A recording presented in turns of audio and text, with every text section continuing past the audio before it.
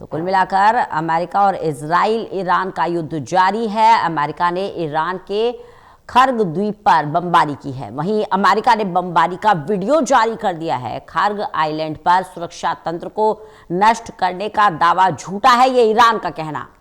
US ने middle east में marine unit की तैनाती के आदेश दिए हैं। बड़ी जानकारी दे दें आपको, यूएस ने ईरान के वरिष्ठ नेताओं का पता ठिकाना बताने वालों पर इनाम भी रख दिया है।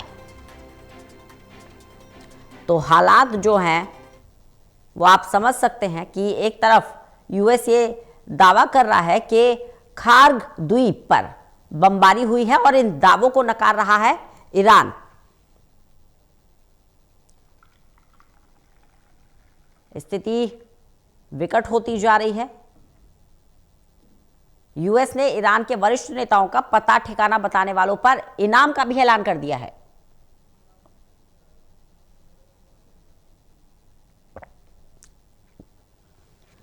प्रदीप कुमार हमारे साथ, हमारे एसोसिएट एडिटर लगातार बने हुए हैं। प्रदीप जी, जहां शांति कब होगी, जंग खत्म कब होगी, पूरा विश्व ये इंतजार कर रहा है, वहीं एक कदम आगे बढ़कर यूएस ने ईरान के वरिष्ठ नेताओं का पता ठिकाना बताने वालों पर इनाम का ऐलान कर दिया है। किस तरह से इसे देखा जा रहा है?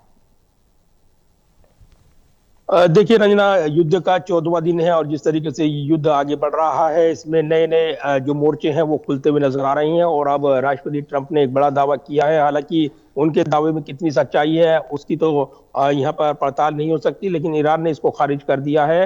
जो अमेरिकी राष्ट्रपति ट्रंप का दावा है वो यह है कि खार्ग द्वीप पर बमबारी की गई है। एक वीडियो पोस्ट करते हुए सोशल प्लेटफॉर्म पर ट्रंप की ओर से दावा किया गया।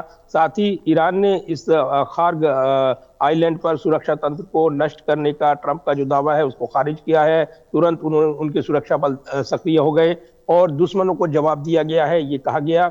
लेकिन कितना नुकसान हुआ है इसकी जानकारी नहीं है। तो ये एक छोटी सी जानकारी दे दूं आपको रंजना, की जो ये द्वीप है और ये जो पूरा रास्ता है, ये जो हार्मुज में स्टेट में जो नाकेबंदी हुई है उसको खोलने के लिए काफी महत्वपूर्ण है। और इसीलिए ये महत्वपूर्ण माना जा रहा है क्योंकि ये जो ईरान का जो खार्ग आइलैंड पर कब्जे का प्लान है, इसमें ईरान से लगभग 90% तेल एक्सपोर्ट का चेक पॉइंट ये माना जाता है।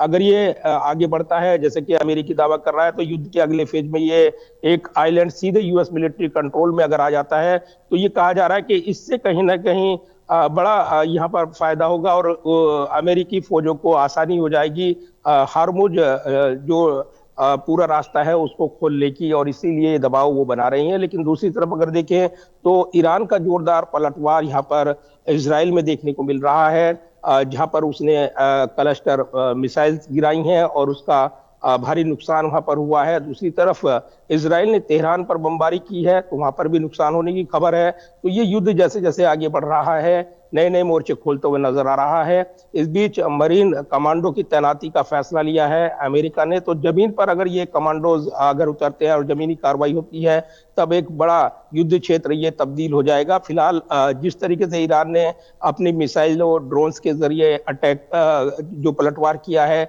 उससे निश्चित तौर पर युद्ध जो है एक लंबा खींचेगा, इस ओर इशारा कर रहा है। फिलहाल अगले 2 हफ्ते काफी निर्णायक हो सकते हैं, 1 से 2 हफ्ते।